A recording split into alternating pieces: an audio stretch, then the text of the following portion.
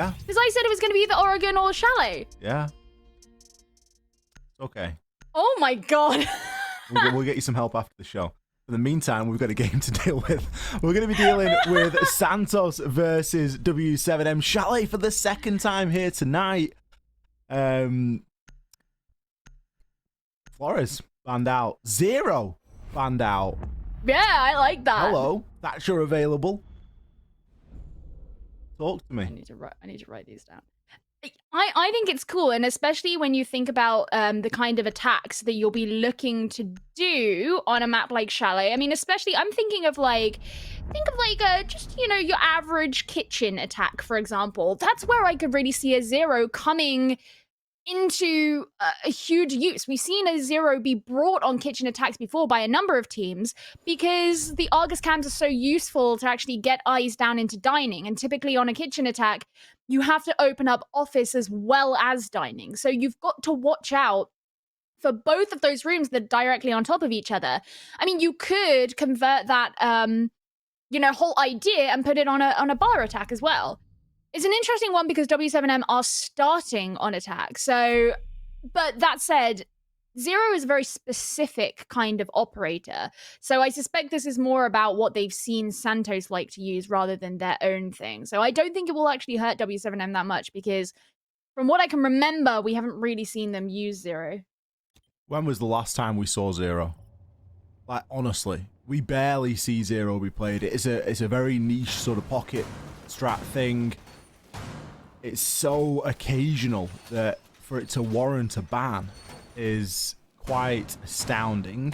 But it's obviously a ban that W7M felt was worthy of making. And they're happy to roll with it for the time being. They, of course, start off on attack as well, so they're the first team that see the benefit of a slightly freer attacker-sided map pool.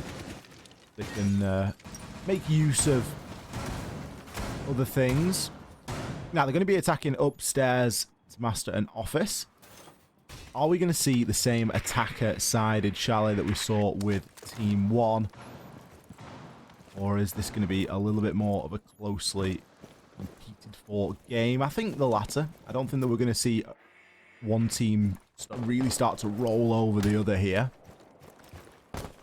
Especially with how much coordination Chalet sort of requires, Gio. Yeah, and one of the things that I brought up in that last game that we had is the fact that when attacking onto this side, it's become more popular to go from a Solarium side push. It looks like W7M are maybe setting up for something like that, but when we actually consider the way that the defense has been set up for Santos, I think they are also expecting it as well, which is something that Ints didn't do when they were against Team 1. They actually left a lot of that north side quite empty and clear. We did see, you know, an ADS setup with a shotgun on the solar stairs. Hunter is looking over towards... he's downstairs, but he's looking over towards Trophy. So they know that there is going to be this north side presence from the attackers. Panico trying to challenge on the vertical as well. He's really stretching the bounds there, trying to look through 2 floors. Get an angle onto the bathroom upstairs. Cons is currently full white flashed as he's trying to get pinched out there. Cons is still able to use a couple of Toxic Babe canisters and keep a lock on those Solarium windows. And with how much he's committed to that position, it would make sense for him to not really move too much and just look to play the shotgun on the close window and really have somebody on the side of W7M actually push him out there physically. He's going to aggress on up and find himself too. Cons there playing with his life, and for all that there is that vertical pressure, what is it able to achieve? Panico, he gets the down, but he's got to make a full rotation before he can even move toward the down player. And let's be honest, Solarium stairs, that's probably the least of W7M's concerns at the moment, as they currently sit in a 5 versus 2. It went the opposite way that they wanted. Panico might be able to pick up a kill here, but Hunter's not making it very easy for him. Oh, it wasn't even Hunter, it was Cons, my bad. Cons isn't making it very easy for him. But, I mean, that whole idea... Oh, it was Hunter! I was right. All right, never mind. Back on track. Guy is now going to be trying to play from below as well, and this is the position that W7M have found themselves in.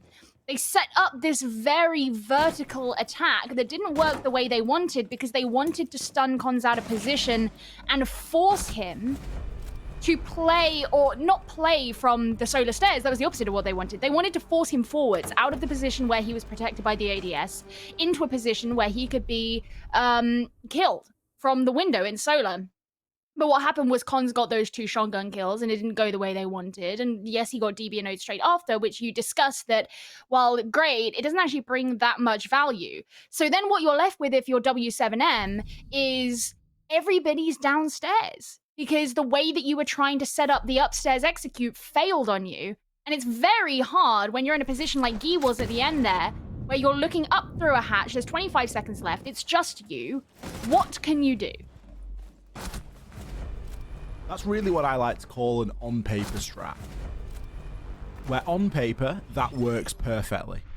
And it sounds really like it's kind of far out, right? You know, you've got a guy all the way in garage and he's going to be challenging through 2 floors to deal with the player on solar stairs, and then we're going to stun him out, and then we're going to double swing in. But what you can't account for is someone just taking the initiative and Con's going, you know what, I've got the best shotgun in the game for this close range engagement. Bang, bang, 2 kills. Thank you very much. And now all of a sudden everyone is so spread out from where they really need to be. And even though Panico had the angle, it's borderline irrelevant at that stage. So a tough start there for W7M. Santos played very well into it as well. As soon as they realized that that's where the push was coming from, we could see Cons make that change. We could see players moving into those positions. So already good success there from Santos. W7M, they now have to try the hand at a different site.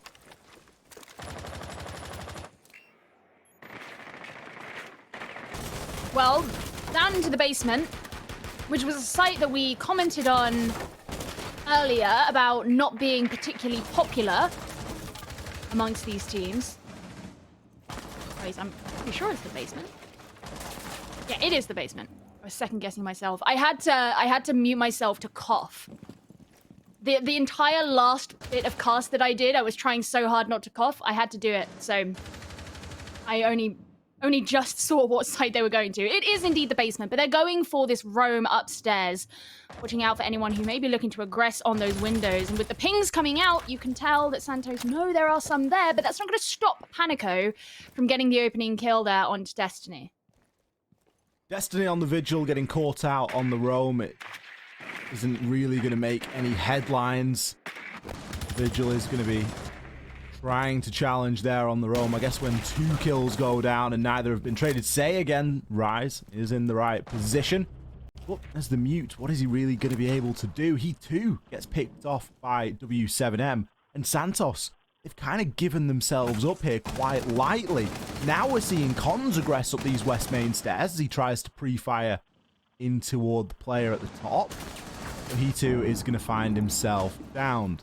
It's very quickly becoming a game of landslides, and it is currently alternating as to who is in the lead. Hunter, player that's been relatively quiet this stage so far, but player that we know to be one of the better fraggers on the side of Santos in the 1v4. Now, he's probably got a bit of intel here. Don't forget, we do still have the Maestro cameras up. There's the default insight as well, which can watch main stairs, but he's going to try and take the challenge onto Panico, and he's been hitting his shots inside of this round. A beautiful angle being held there from library stairs. And we flip and we flop. 1 round apiece. Yeah, Santos really tried to go up against the way that W7M were surrounding themselves around the building, but unfortunately their roams simply couldn't stand up to the angles that were being held from the outside. And I worry that it was a bit of an over-aggression from Santos, especially, well, I don't know. I was going to say especially for a team who aren't necessarily known for being in those situations. A lot of the time I generally consider teams that have looked a little bit weaker probably stronger if they're all staying together. That said, as a team, you're never going to enter into a round with a strategy based on fear of the opponent, and I think that's the right way to go about it as well. So you know, props for them for trying the roam. But they were moving up to windows very closely. The pings, they had an idea of where W7M were, but W7M at that point were quite comfortable to just sit on the windows and hold the angles required because Santos were making it clear that they were moving around on the top floor. So it was easier for W7M to punish. But we've been to the top floor, we've been to the very bottom floor, now we are in the middle.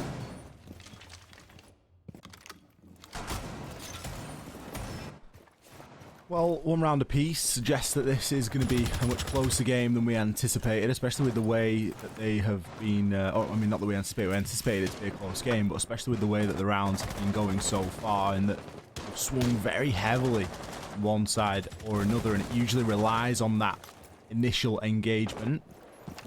Panico, a player that has been very successful in picking out defenders. But this time we are going to be looking at kitchen defense. So, top floor control is always nice to have.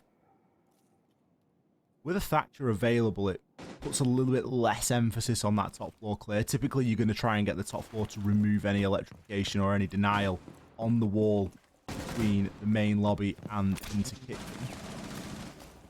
With a Maverick, you can still do a very similar job there in terms of getting yourself on in. It is kind of strange to not see a dedicated hard breach be brought. Yeah, it's an interesting one, isn't it? You know, no Hibana, no Thermite. I mean, Mav's on the Capitale, which means the smoke that you could get from Thermite is still available, but not the hard breach. Although, actually, is Mav bringing the secondary hard breach? We can't see right now. No, he's not. He's not. It's at the top. I always forget you can look at the top. Yeah, none of that. It's also a bit worrying, I think, because if GDN gets taken down before they've had the opportunity to open up the dining wall, it's going to make an attack onto this site so much harder because you'll have to rely on the choke points in through the doors of either kitchen or dining. It's also interesting as well because you noted the fact that having a Thatcher available makes things a bit easier and less reliance on getting the top floor, but Thatcher's not being brought either. So W7N had that opportunity open to them and they decided not to take it. Panico's trying to hold on to these angles through into Piano. He knows that there's a roamer in there and you've seen the bulletproof camera be pinged out. So he might have to move around to try and remove that. Finally, we do see the wall there get opened. Still, there are going to be some mute jammers there that are going to cut down how much information can be gathered here. Mav got himself to a nice point to try and cut this site in half, and he can do so with his utility, his smokes, and his fire arrows. Toxic Babe Canister's coming out. A C4 lands at his feet as Cons. Beautiful C4 toss there. GDN going to attempt to plant, but he too will be taken down. Panico missed the team kill, unfortunately. But in reality, it wasn't going to be that big of a difference. Anyway, Santos, they were able to deny that plant. And you've got to think, W7M, they have made that round exceptionally difficult for themselves. Oh, yeah. It was so much slower than it needed to be. And not bringing two hard breaches certainly plays into that fact. I mean, Maverick, great. We know that W7M are a team who are really going to like playing Maverick anyway. They love their nades. Love their nades on this game, or on this team, rather. Yeah, in this game, they love nades. Other games, not so much. They love their nades. So it's not surprising that they are going for the Maverick, but why not bring another one? You know, why aren't you bringing another hard breach alongside that? It needs to be a Thatcher, a Thermite, and a Niana. And then you have everything covered. You have the smokes that Capitao was bringing. You have the hard breach that Maverick's bringing. You have the nades that Maverick was bringing on the Iana. And you maybe sacrifice the Nomad or the Buck or something of that nature. Or you bring the Sledge instead. And you switch out the Sledge for the Buck. You've still got the grenades. You bring the Thatcher Thermite combo, which it does make me laugh, Gio, how much we see Thatcher banned. And then when he's not banned, how infrequently he's picked. Yeah, it blows my mind. It does, and part of it comes from the fact that they are used to scrimming without him because of the expectation of him being banned. And because teams have been so used to having Thatcher bans be a mainstay of their games at this point, a lot of teams will have strategies that are absolutely fast enough these days to make up for the fact that there isn't a Thatcher. So even though he could save a lot of time, they have strategies that also save a lot of time because they've had enough time to practice them. But the one that we just saw from W7M wasn't that. That wasn't it. That's the problem. Is you can forego a Thatcher. You don't need Thatcher. We've had what 2 years at this point with no Thatcher, so you don't need him. But just bringing a Maverick, that's a big question mark from me. You just got no time, because if you've got to think about the fact as well, you have Panico upstairs. He was trying to pressure onto Piano. You haven't gone in a thorough roam clear, so you know that there are going to be players upstairs. What you also know is that there's going to be pressure from the other side of kitchen. If you're choosing to come in through the dining wall, there's going to be pressure from the other side of kitchen because the surviving defenders are likely to be over there. So you have to get into dining early because you need to be able to apply pressure onto the site. And having just the Maverick doesn't ensure that dining is getting open early, because even if you get office open really early, you still can't open dining before office has been done. And even then, if you were to lose your Maverick, or if you were to lose your Zephyr, actually in that case it was opened up by a buck after he did the Maverick trick. But if you were to lose your soft breach and / or your Maverick, the entire strategy is down the drain. So for me, it was another one. We've got a clip just to understand how and why we got ourselves to a technical pause. It's probably one of the more comical ones. I think we maybe see Mav just do something to his desk there. Yeah, that's it. There it is. Did he like pull out a wire or something? I think we can maybe relate. The C4 landing at his feet as he's trying to deploy crucial utility. And just hits the desk with a bit of a hammer fist there. But we are back into the action now. Round number 4 underway. Back upstairs, into the master bedroom and office. And for all intents and purposes, a much closer game. They actually flirted with the idea of going to bar, decided against it. Which it's very rare to see a team have a full cycle that doesn't involve bar, but let's go Santos. They're pioneers of their field. Santos did successfully defend Master, and a lot of that came down to the very peculiar style of attack that W7M went for. It was very downstairs focused. They wanted to shift Cons off of his position on the solar stairs, force him into the line of sight that was being taken at the solar window, but it kind of backfired. Cons got 2 kills. You didn't clear solar whatsoever. You've lost a bunch of men. And now the people who are still alive are stuck downstairs. So I would like to see a change in approach from W7M. It's not that I really don't like the way they went about it before. It just didn't work. It was creative. It was creative, but it felt complicated for the sake of being complicated. And I think it goes back to our sort of Thatcher argument in the previous round where it's like, just make it as easy as you can for yourself because the game's hard enough anyway, without making it any harder when it doesn't really need to be. So maybe they're going to go for a slightly different approach this time. Although we do see Panico It looks the same. in his trademark location, trying to find out that player in the bathroom. I mean, it does cut off the rotation. And as a player on the side of Santos now, you're going to be thinking, I can't really rotate through bathroom. But then, why would you want to? There's somebody on the Solarium repel it. A little bit of a death sentence to get yourself through there. I think it's hard as well because when they're looking to clear out certain members, they've only brought 2 nades and they have 6 flashes, which is enough to clear out the ADS they need. Good, well-timed shot taken from Rise, though, to delete Herds. That was well done, but they're gonna still see one of these players through the wall, but the wall bang not timed well enough to actually be able to punish anybody. Now, W7M have the area clear that they were going for the last time. They've just got to figure out what the next move is. Oh, it's exciting because they didn't get this far before. Get into uncharted territory. Mav is going to be searching out for a player in bar.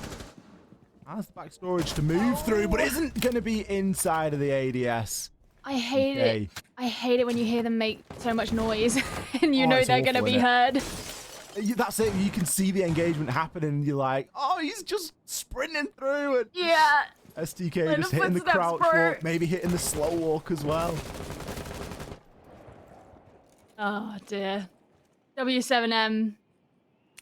They're lacking now that crucial operator that would be able to clear out so much of this space in the form of the Capitão. Look, 10 seconds left, Ollie. There's no time. Guy's still on the window trying to take shots. Panago's not going to be part of it because Cons removes him. Oh, Cons. He found his way to get a 2K regardless of what was happening. It might not have been on the solar stairs this time, but it came in when it was required. W7M simply could not find their way into the building. Again, W7M really sort of struggling in that sort of teamwork and all moving and pulling in the same direction scenario. A lot of 1v1s going down there. A couple of multi-kills really coming in on the side of Santos as well as players stacked up. Santos starting to edge a little bit of a lead here on Chalet. Now, this is going to be downstairs in the garage again. Again, we are seeing, and it can only be described at this point, Gio, as a stubbornness from W7M to not bring an actual hard breach. You know, Maverick is a hard breach, recognized, but he isn't really... He's like a secondary hard breach. An effective hard breach, is he? He's a second choice hard breach. He's like second entry. So, you don't want to be...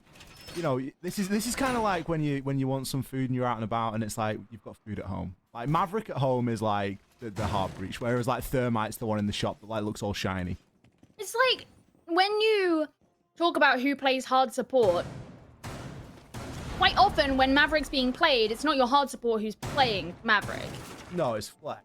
Because you only ever really bring Maverick if you're bringing another hard support as well. So, but you know, and the thing is, W7M, they don't have the excuse this time of not expecting to be going to this site because they know where Santos has been going. So clearly, it's a stylistic thing that they prefer. I mean, yeah, the problem that we had when it was Ints and Team 1 is I don't think Ints were expecting it, and they ended up just bringing a Thermite, which, when you consider all of the things that you want to be opening up... And even at the time, then, you were like, oh, they've only brought a Thermite, and they've got, like, so much stuff, you know, now you think there's just so many walls. There's a lot. There's a lot. And, I mean, look, W7M, they won back in round 2. It's the only round that they've won so far is, was attacking onto this site. But the thing is a lot of it were because Santos invested so much into a very deep upstairs roam that kind of came back to bite them because they were getting very aggressive on windows when they didn't really need to. Now, the fact that they have, you know, the Valkyrie, the Mute, the Vigil, like, it suggests they are still roaming, and we can see some of those silhouettes out and about. But there's not so much posturing on these windows that we saw before. And in fact, W7M also aren't placing themselves at the windows in the same way that they did in round 2.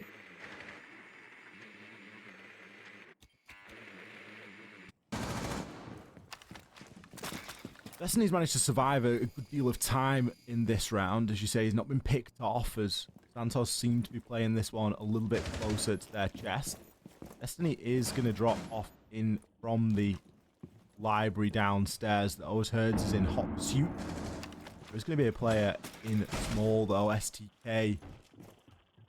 Chance at a bit of a swing here, as I don't think he has been accounted for, and you can see with the way the silhouette's pointing, Herds has no idea. It's going to be an easy shot into the back. Pre-fires all the way. Doesn't want to take any chances with that one. Look at this for a collapse. Destiny, he picks up 2. Nobody was anticipating him there. Santos have swarmed and pulled off. Beautiful couple of kills there. GDN last alive along with Gigi. Going to be pushing down these main stairs directly into the line of sight of Destiny, but he will be taken down. Location now known. It isn't going to be easy for him from here. But the players are just going to challenge one at a time, and Rise gives himself up for free. Now, all of a sudden, it's a 2 versus 2, and it's very doable here for W7M. Cons hits the big shots when it counts, takes down GDN, puts it into a 1 versus 1. Hunter, he doesn't have a lot of health to deal with. There's 14 seconds left. He's running outside. He doesn't have a C4. The flash is hit. He's got the goo mine in his foot. He goes for the swing. He finds it. It was an ace by Gee inside of that round. Dude, I always point it out, but I love it when you see a flash used for its intended purpose. Yep. It actually flashed out the Valkyrie. Amazing, unprecedented scenes. Gee just getting very aggressive in that round, and very similarly to what we had in round 2, W7M didn't have any issues with pushing down into the basement. It was almost entirely the opposite of what we saw on their master attack, where they just looked far too timid to even enter the building at all. So, great round for W7M. They can finally put another one on the board. And when we look at round number 3, this is where Santos were considering going to bar. They ended up going to kitchen instead. But this time they are actually going to bar. Now, given that this is a very upstairs-centric attack, that seems to be what stumped W7M thus far. I'm wondering if it's going to happen again. It is worth bringing to everyone's attention that that previous round was a 4 versus 2. And the 4 being on the side of Santos.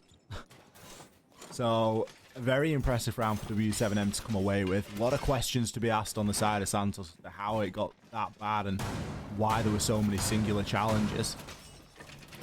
But they are questions for another time, as Santos have another site to focus on defending here. Still chance here for W7M to equal this one out, Gio, and it kind of is becoming that close game that we were anticipating, where it's kind of down to big performances from individual players to see where these rounds ultimately fall. Yeah, and I don't like that. I don't like it when you have to rely on individual players. It's not that these teams, I think, are trying to play individually. I don't think they are. I think they're absolutely trying to play as a team. And we do see great moments where the coordination of them shines. But in a lot of this game so far, especially when you look at the side of W7M and where they've succeeded, it has come more down to those individual plays. And I think that's partly why they've been struggling to put more rounds on the board than they currently have. Now, they're going in for this kind of clear through the first floor. I think he's part of that as well. This is very interesting because it's kind of similar to what we saw from Team 1 in our last game, where on a bar attack, they decided to go in from the first floor too, rather than this kind of stringent piano side push, as you see GDN being droned in for, but not really much of a defense being extended that far through the map.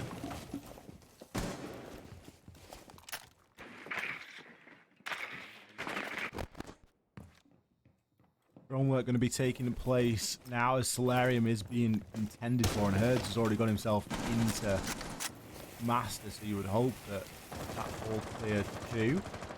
Herds just trying to hold the angle out there onto the fireplace.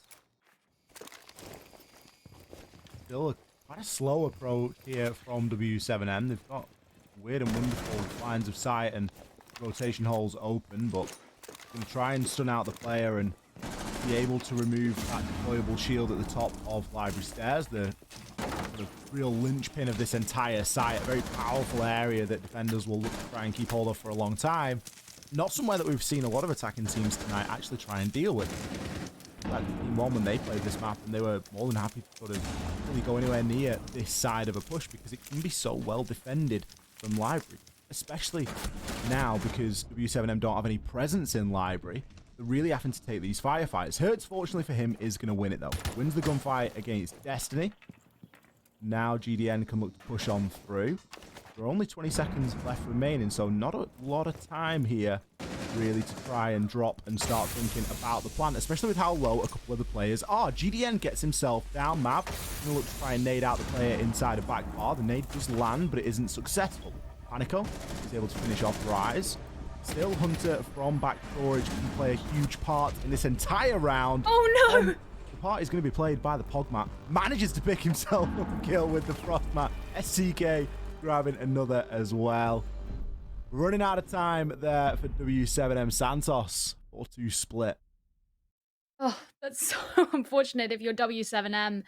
I actually think, you know, one of the issues that I took with that is, yes, Herd's got the kill onto one of the players who was in library, and that immediately cued the other to drop down the hatch, but there was no dedicated library push coming out from W7M, and I think if they had done that, they probably would have found that attack to go a bit faster and maybe have a more advantaged position when they got to the point of actually wanting to execute onto the site. I understand the route through which they wanted to actually clear the map and take that kind of control, but there wasn't even anybody over on the library window trying to poke any kind of pressure onto Santos. So I wonder if maybe that had a significant influence on the outcome of that round. I think it certainly had some, but of course, it was all down to Pogmat, really, and I mean, that's just the way it goes sometimes. W7M finding themselves on the worse side of an attacking half, which isn't something that we see all that often. Now they're going to be switching over to their defense, opting to go down to bar for their first round. Now they're going to have a Pogmat of their own. I do love a good Pogmat. Winner of many a round, especially when the time's running as short as that. You just can't be, looking for them at that sort of stage. And it's with the secondary shotgun, it's a great option to bring because you get the shield, you get the secondary shotgun. 9mm is a great weapon. Here's the thing, though. So you know everybody references that graph that's kind of like a parabola, and it's like, ooh, Destiny. Oh, I doesn't actually quite get it. Oh my god, okay, Mav just shoots back round the corner. Sure as Destiny's down. No, I was gonna say, so the graph is like a parabola, and it's the players that get the most deaths with Pogmats is either really low level players or really high level players. Mm-hmm. And the argument is that when it affects high level players a ton, it's because they're not used to it and they don't expect it. But given how popular Frost has become of late, you know, she brings along that shield. She has really good utility. You mentioned the 9mm is a great gun. You'd think at this point, they should start expecting them. It's one of those, though. You're going to know it's there, but what can you really do about it when there's 2 seconds left? I think that's the... But yeah, obviously not. Like, and I think it punishes the teams that don't do that due diligence in terms of droning as well, and it punishes the teams that execute late. That's really where you start to see it be successful, and it's kind of just brought us. I think it's really one of those that you just bring it for the shield and the secondary shotgun, especially when you've got a lot of setup to do and you don't want so much pressure on your smoke. So we'll see if Pogmat manages to gain it down or at least kill inside of this round. But already, Destiny has fallen. He just seems to be finding himself on the losing end of a lot of trades so far today. Herd's going to find the frag over onto Cons, and I mean, the nade comes through from Hunter a little bit late. That's again just an example of Santos just not quite working in sync. A couple seconds either way, and that kill goes through as just a clean frag grenade, and they've not lost another man. Mav, his second kill inside of this round with a nade over onto Hunter. STK, he's getting chunked down upstairs. Rise left as the last alive, as is usually the case. Isn't a 1 versus 4 here. 3 of the players are relatively low, but how much intel is he really working off here? He's looking to just slow walk and see if there's anyone exposing themselves in the bar. Any chance of freebie, but though he's going to be the freebie. Pushes in, finds an exit frag to pad his stats, and then is immediately traded. I mean, it seemed like Santos's attack just collapsed very easily there. There was not that much structure to it.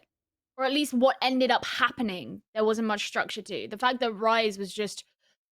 I mean, the only option he had at the end was to try and go in through from Fireplace, which is not the typical way that you see an attack be done onto that site. W7M did try it on a previous round.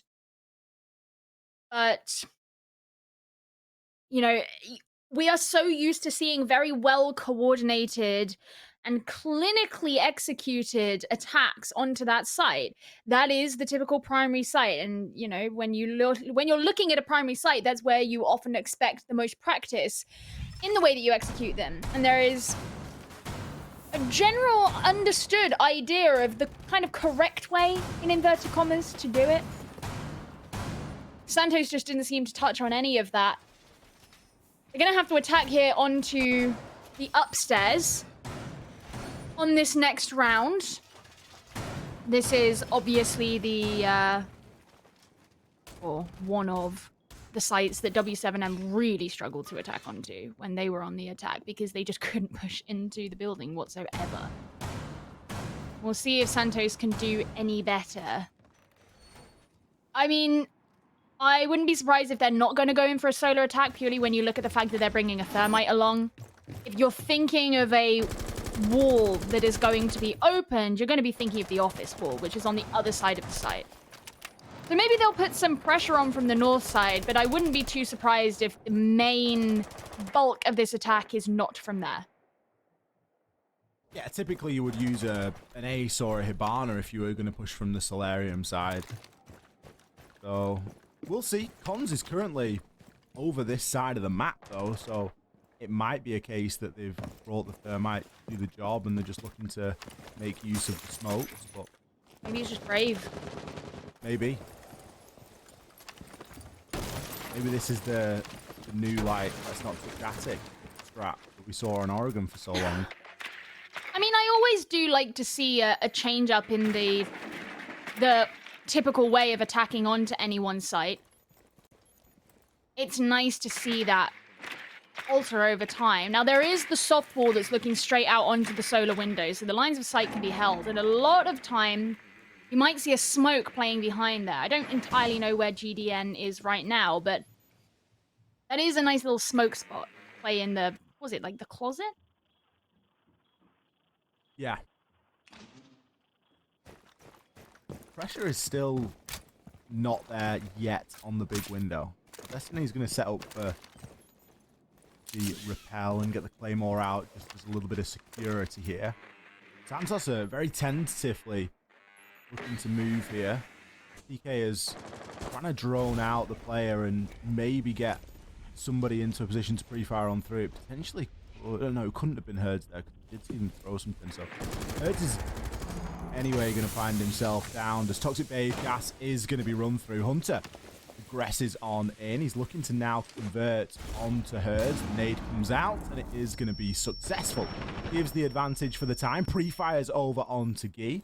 Very wish he had that grenade now, as he's much more nadeable here, and he's a player that is still active. But Gee's going to give himself away. He turns around, and Hunter is able to shoot him in the back. Panico looking to move in to be a bit of a difference maker here as he holds an angle over onto the window, but the plant is already going down. Mav, he's looking to make a rotation back in as he's been out of the party so far, and he is really a little bit late to it. Tough post plant now to deal with. Panico going to challenge over onto the window, but STK, all he's got to do is stand outside a trophy, picks himself up the frag. Mav picks one. He's got 3 more to find in 25 seconds. Not even going to get the third as Cons. He is going to be able to swing the corner into the bathroom. It was never going to be too long until Mav got challenged in there. It was live, up-to-date information for Santos. It was a much better attacking round from them. First plant of the game, by the way. Wild considering the previous Chalet as well. Yeah, where Team 1 would just plant it within the first, like, 2 seconds of a round. Yeah, I mean, the clearing out GDN, I think, was a really important part there. He was the smoke who was occupying that smoke spot that I spoke about at the start. And when you're there, you have that really central part of the site. And it's very similar to other sites in the game. You know, for example, if you're thinking of bathroom on a gym bedroom defense on Clubhouse, or backstore/washroom on a top floor cafe defense, for example. There are a lot of bathrooms in this game that turn out to be really important because it's the same on Consulate too. So when you have that kind of central point within a site, that really has to be cleared out before you can get major control of it. But GDN got cleared out pretty easily. And then I think at that point, the castle barricades kind of worked against the defending team, because it doesn't really matter that you're cutting off overall crossfires that could be held, because if the attackers already have control of the site, they can move in on those last couple of defenders, and the defenders don't really have any hope of trying to hold angles onto them, so you can't really stop a plant. And then we just see Mav getting caught out in the bathroom because the attackers have control. They can come in through both doors. So just small things sometimes that it can come down to. One impactful kill can change the course of a round. And W7M, they were looking like they were getting closer to evening out the scoreline, but that's just shifted one round away from them once again.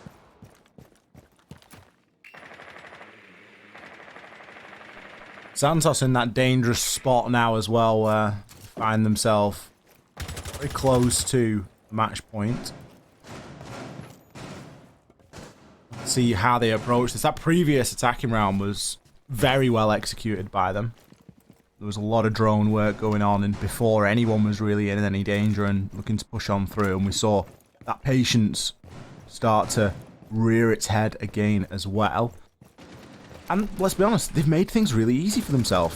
Cons is bringing the thermite.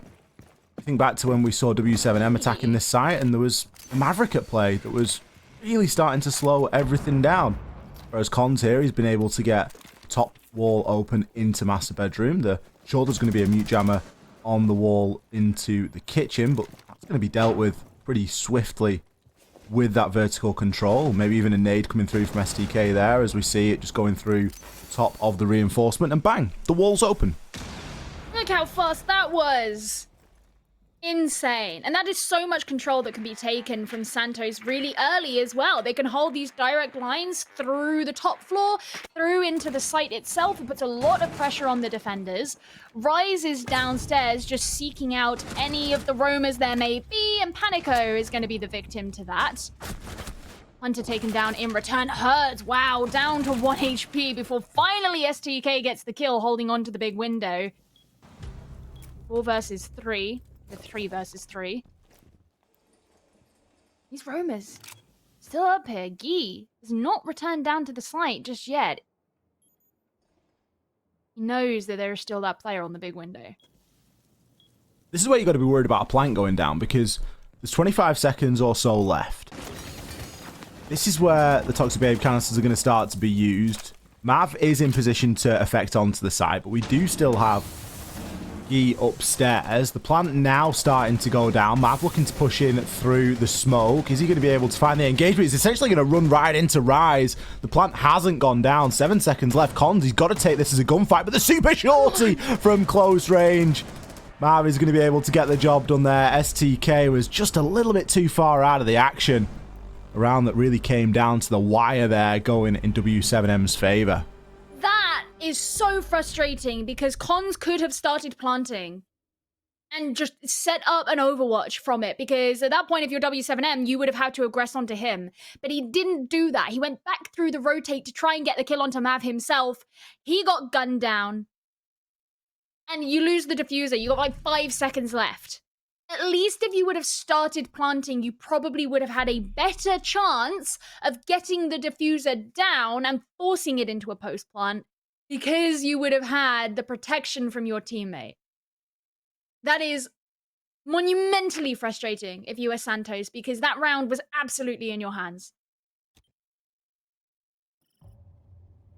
Again, it just comes down to a couple of little small timing issues.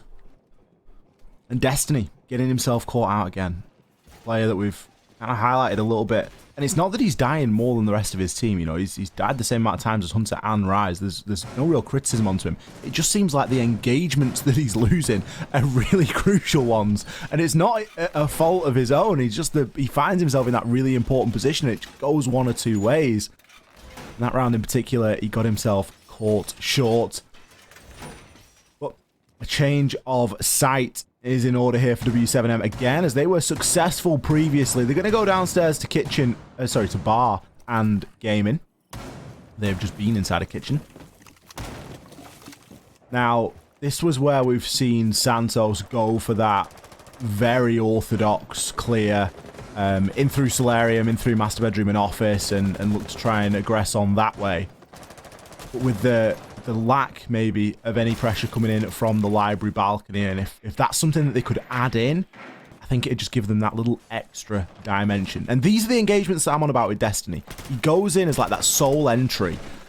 He's already downstairs. He's trying to see if there's any roamers looking to use the basement for a rotation or just to lurk there for a little bit. And it always is a big point of contention because it never gets refragged.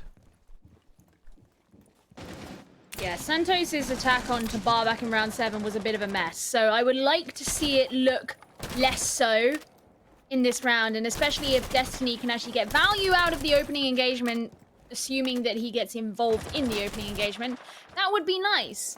It wouldn't shock me if there's a kill about to come in here because a window was being watched by a defender. But I guess not going to get too aggressive. So for now, everybody remains alive. I would like to see Santos put pressure onto Library. And that's absolutely certain. They're spending a lot of time, you know, droning, holding angles, setting up air jabs, doing all that good stuff for now.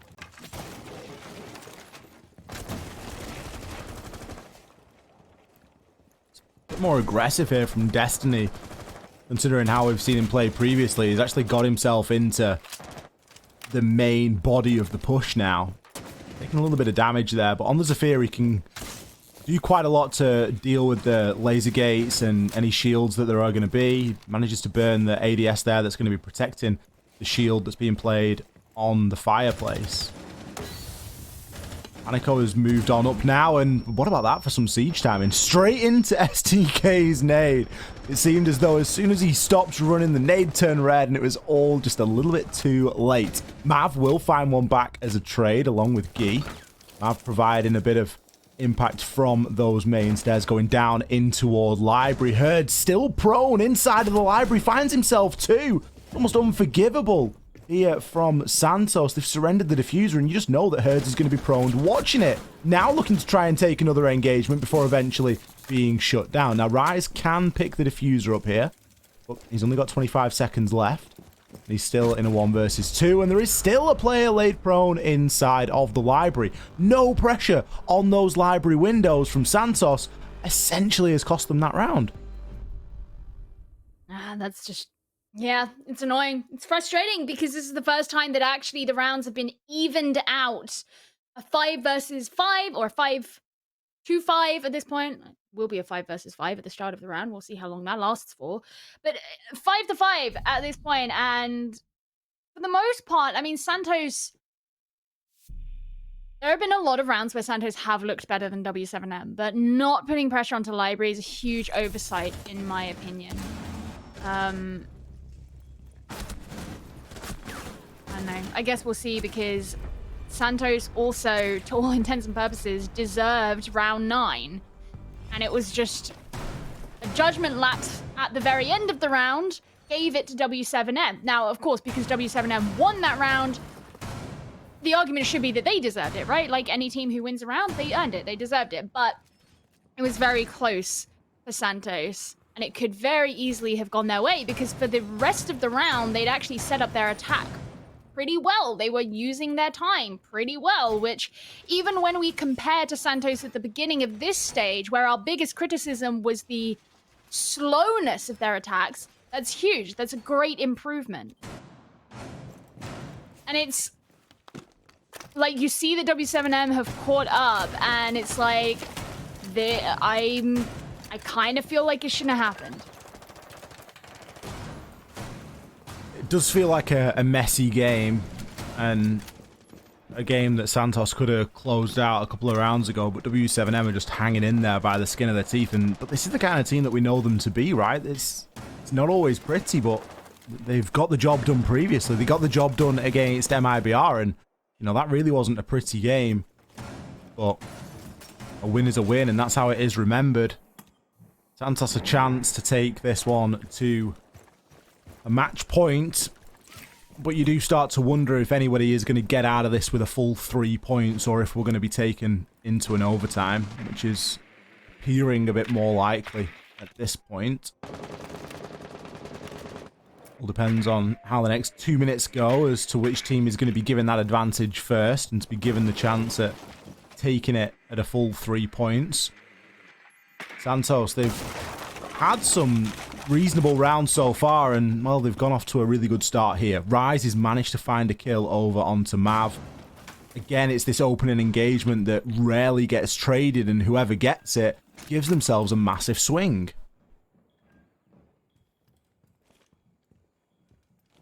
He is very paranoid about this window. There doesn't seem to be really strict engagement right now. Santos are looking to open up the office wall, and Herds knows it. The immediate drop down means that the presence isn't actually on the top floor anymore. Still, Herds will be looking to play quite carefully as a result of that line of sight potentially being challenged. We're going to see Panico dropping off there and finds the kill over onto Rise. He's going to be 1 health as he gets away with his life. The wall has now been opened. It is going to allow Panico that full rotation, and he still has a C4 which he can use now as we enter the final 40 seconds or so. SDK still making a little bit of progress in downstairs as well. Santos this time haven't gone for that Solarium side push and instead have opted for the slightly more old-fashioned push in through master bedroom. Panico still below with that C4 has got to be quite a big threat here. Not a great deal of time left, and I mean, if he had a better gun here, he'd be in a much better position. But instead, he's going to get shut down by STK, who's anticipating that player to come through. The Toxic Babe canister gas isn't going to do the job, but the SMG-11 will. 3 seconds left. Destiny forced to sprint on through and try and get this plant down. Now, the gas has dissipated to a point where he can keep himself alive, but look at where STK is. He's all the way back on those main stairs, trying to provide that covering fire, but he daren't move forward. Now, the last player alive. It is much more doable from this point. How can you see him, Destiny? It's a second chance at life there as Guy looks at him in plain sight, albeit it looks a bit different from Destiny's POV, but a player that I said and mentioned has struggled throughout the course of this game has just pulled up in a huge way for Santos. Destiny, a plant and a kill there to take them onto a match point. Yeah, I mean, it's really good that he acted immediately once the diffuser went down because there were only, 3 seconds left? There was Toxic Babe everywhere. Straight in for the plant in a well-protected area as well, given that Guy's position was over on the north side of the map. And finally, as you say, Santos have put themselves on match point. So they're nearly there. Attacking onto Kitchen is the plan for the next round. Now, W7M did win their last Kitchen defense, but it really was that round where it was like, should they have? So it's not the kind of victory that you look at going, yeah, they're so good at this site. Because actually, for the most part, Santos played it much better. And I suspect that they're going to go for something similar this time. You know, they brought the Thermite back. They've got the Yana still. So the removal of the denial should be easier. Though actually, there isn't even a mute that's going to be played. So there's no denial to worry about. No denial to remove off of those walls. Which means getting them open could be much quicker. It's a bit strange, isn't it, Gio? Well, yeah, I was wondering if maybe they would bring some different kind of denial or what. The really strange thing is that it wouldn't be too unusual to see the mute be brought, and they haven't actually got a C4 anywhere.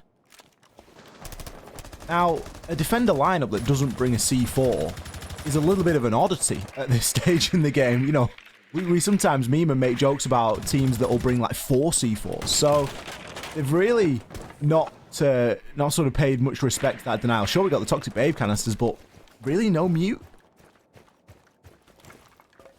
It is, yeah, peculiar. I mean, I look at it and I'm like, well, I hope that you can use the Evil Eyes, I guess, to at least gain information, act on that. I don't really see the Aruni gates being a huge issue. You got 3 flashes, but if you need them, you can use the smokes or the nades or Zephyr, lifelines. Yeah, Gemini. The Gemini. I mean, literally, like, there's so much that you can use to go against the Surya Gates. I'm just kind of like, I guess we'll wait and see.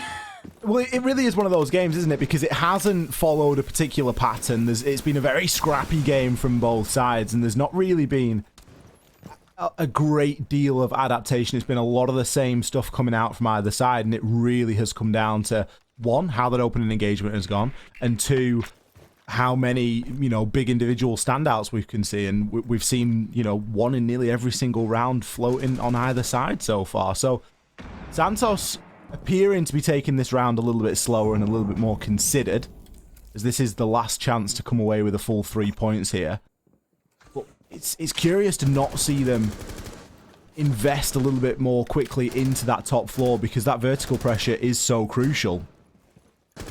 Especially in that there are still players upstairs to try and deal with that are going to be holding vertical angles down. Rise could find himself in a position to cut off here, but it's going to be STK that gets himself up. Rise instead just watching for the run out right now. STK is just trying to gather that information, but time still ticking on down. Going to have to be a smoke plant here from Cons to really have any sort of guarantee, but the Toxic Babe canisters are going to come through as they aren't being challenged too heavily. Hunter would find himself a bit of a engagement there, but he's just going to miss out on his chance. Another Toxic Babe canister gas coming through. Only 14 seconds. Cons, he has to push through the gas. He's trying to get the plant down, but he's going to get downed in the process. W7M, they're going to come out with a ton of kills inside of this one. It's all down to Rise, and what can he do? He's on the wrong side of the site. Flank from upstairs. The players that weren't dealt with. The vertical control that was never gained. All enough to take this one into an OT. I guess that's the thing. Last time, Santos getting the wall opened as fast as they did really facilitated the push that they made. But this time, that simply wasn't the case. They got the wall open very well. And because W7M hadn't brought in any denial, they knew that that was going to happen. But they also put themselves in positions that Santos didn't challenge before and probably weren't going to challenge again. And there you go. That's exactly what happened, right? They were all back towards Trophy, kitchen, not really in dining at all. If you know that the attackers are setting up that one route of ingress into the site, i.e. the dining wall, you can invest all of your, Toxic Babe canisters, for example, into that one space, because you don't need to worry about any other direction. No vertical control being held. It's a problem that Santos have had historically, but have really improved upon this stage. But that round was a good example of them once again falling back into the poor habits of neglecting. Oh, just such a shame. So overtime, as you say, and I guess this, it makes up for the fact that our first game was very quick. We've had two very different chalets today, Ollie. We've seen a chalet we've seen a quick chalet, and then we got to see a little bit more chalet. Has it equaled out to just be like 2 normal games of chalet? Maybe that's where we stand with it. Or maybe I'm just losing my mind because we've seen so much chalet. It's only been 2. We were saying at the beginning of today as well, the fact that it was nice that we've had such a variety of maps. We have 2 chalets in a row. We're already sick of it. Yeah, we cursed that, honestly. I shouldn't have said anything. I'll take that one. I'll take that L, but we'll see who's going to take the L here. Neither team being able to close this one out in regulation, and it means that we got to take it into an overtime already. Very aggressive round here. Santos struggling at the hands of not only the Clash, but GDN in particular. Rise, well, he is going to be the last player alive again. How many times do I have to say those words? He's always last alive on the side of Santos. I get that he watches the flank. I get that he plays the Nomad, but everything has just happened far too quickly there, and he hasn't been able to get involved. He has got a ping as the player in back storage, but I don't know that that's going to be a thing, right? Pushes on in. Crossfire, Clash. What more is there to say about this round other than Santos just tried to speedrun at any percent, and they fell at every hurdle. They fell at every single percent. all of the percents. Prague decisive. Overtime. Match point. Prorogation. Prorogation. Or however it's pronounced. The Portuguese for overtime, apparently. Anyway, kitchen. Now that the sides have swapped, Santos are going to be back on the defensio.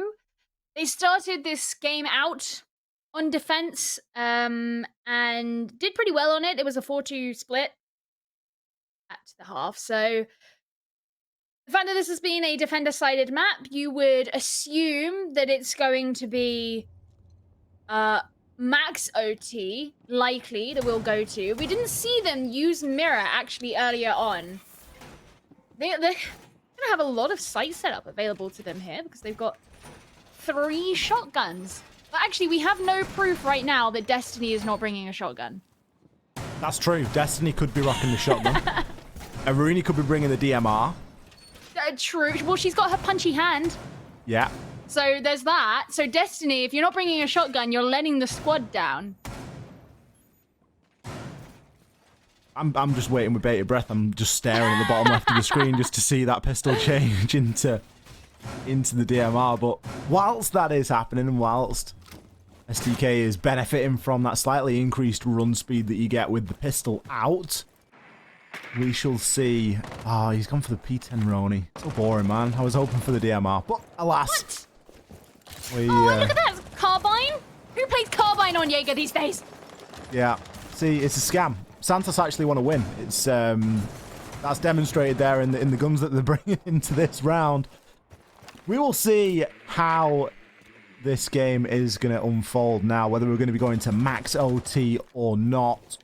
All 3 points for either one of these sides would have been a really big win here. But that isn't going to be available here. Now, Guy, I'm pretty sure that somebody is inside of the library, but maybe I have got the silhouette wrong. I thought someone was in the corner of the library, but I must have been mistaken for a time. If they were, that would have been the ultimate trigger discipline. We've seen some trigger discipline this stage so far, Gio, haven't we? But that would have been a new level. Yeah, quite possibly. Oh, well. Whatever. I guess not. There are people, however, in office a little bit further back from that as well. So, you know, much more solid upstairs defense. Of course, this is a kitchen site. And Santos are looking to hold it very strongly from the upstairs. This is really aggressive positioning. And I think Panico actually just saw that player. STK backing off very slightly and looking to make the rotation out of office. And, you know, they've got to get rid of the shield anyway. There's some utility present in office that's going to be dealt with by W7M. But for now, I mean, we're past the halfway mark and Santos still haven't recalled their defenders. So I suspect there's going to be quite long-standing presence upstairs before they decide to shift down into the site itself. Back into that sort of slow attacking Maverick only meta, but this time with the addition of the Hibana. Herds has made the change and it has done something to speed up at least the progress in which the wall gets open, but still a slow progress round so far from W7M. They're not going to be able to find a good couple of downs here though. Herds is able to convert onto one. Mav does get taken on down. The diffuser's still in the hands of GDN as he nades through, waiting for the gas to dissipate before pushing on in. Panico looking to try and hold that cross, but really no players cross. It's usually throwables that get passed on through. A C4 going to narrowly miss there onto GDN, but the gun won't. Eventually, he is taken down as Santos still are fighting with all they've got. Hertz is going to get down through the smoke as he tries to recover the diffuser. A 1 versus 1. STK versus Guy. Meanwhile, STK's all the way downstairs, keeping himself alive. Because of course it's going to max. Do you remember earlier on when it was 5-3 to Santos, and Santos, all they needed was the 2 rounds and it could have been a 7-3. And now we're here. Yeah. 4-2 split to a max OT. It doesn't seem right, does it? No, it doesn't. It's painful. Santos going to be leaning into the shields. They've decided that they want to shove. No, they haven't. Damn it. I was like, hell yeah, something different. They're going for something spicy. I do think it's probably not the best idea to go for a really different attacking strategy. You don't want to risk it all on the last round. Attacking onto kitchen, it was that round. The Santos looked pretty good on their attack on the first time they came here. Then it was way more flawed the second time. And actually, because those flaws were quite conspicuous, my hope is that Santos have recognized them going into this round and they can make the relevant adaptations now. That shouldn't be too bad. If they can ensure that there are vertical angles being held and they can ensure that there is pressure over towards the north side of the site, then they can use that in conjunction with opening up office and dining and should be able to get a pretty successful push. It's just about whether they actually do that. Now, given the fact as well that they've relied on these smoke plants, W7M, in retaliation, have decided they're going to bring a warden. They know that Santos have only really been pushing in from this one direction every single time. So if the only thing working against you as a defender is the fact that you can't see through smokes, bring the guy who can see through smokes. Also, Warden brings a shield, something that W7M have in plenty supply. Again, I'm going to criticize this, though. No C4 being brought.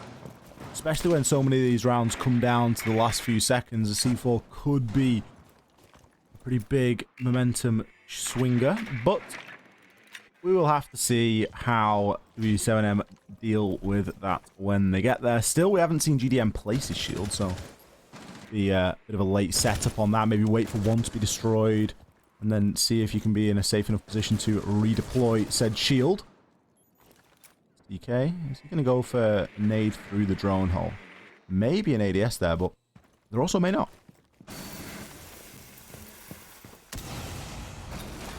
Is that first exothermic charge? Mezzanino. Ancon should be able to just get on with the next one really easily. I'm looking out for the silhouettes over on the other side of the site. You can see a drone, but no people. There's no pressure being done elsewhere. I know that STK is in a position where he could just hop onto the big window. They have been quite wary of potential runouts that could come out from W7M, and it looks like there's is it a full rotate being made? Here we go. This is what we like. So Destiny moving up to the bathroom window as well. They are looking to actually apply this north side pressure. That's good. Hunter going to find the opener onto Herds, giving the advantage here to Santos. Panico, though, is able to take down the player on Repel. Rise is dealt with there on that trophy window.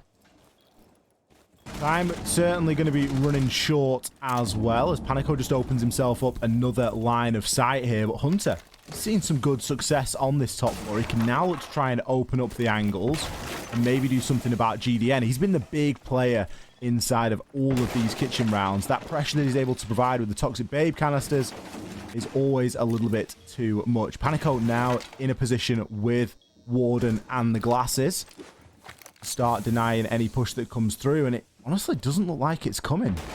Santos are really lax and they're really sort of lagging behind here. Maybe waiting for all these Toxic Babe canisters to go on, but there's not a lot of time left. There's only 10 seconds. No. Panico picks up a kill along with Mav, gives himself an advantage for a time, but now is left again into a 1 versus 1. All of this comes down to the time, Gio. We were made to wait every single possible second there. W7M, they are going to take Chalet in maximum overtime on time. Don't get me wrong, I love a good overtime game, but that was the most anticlimactic ending to an overtime game I think I've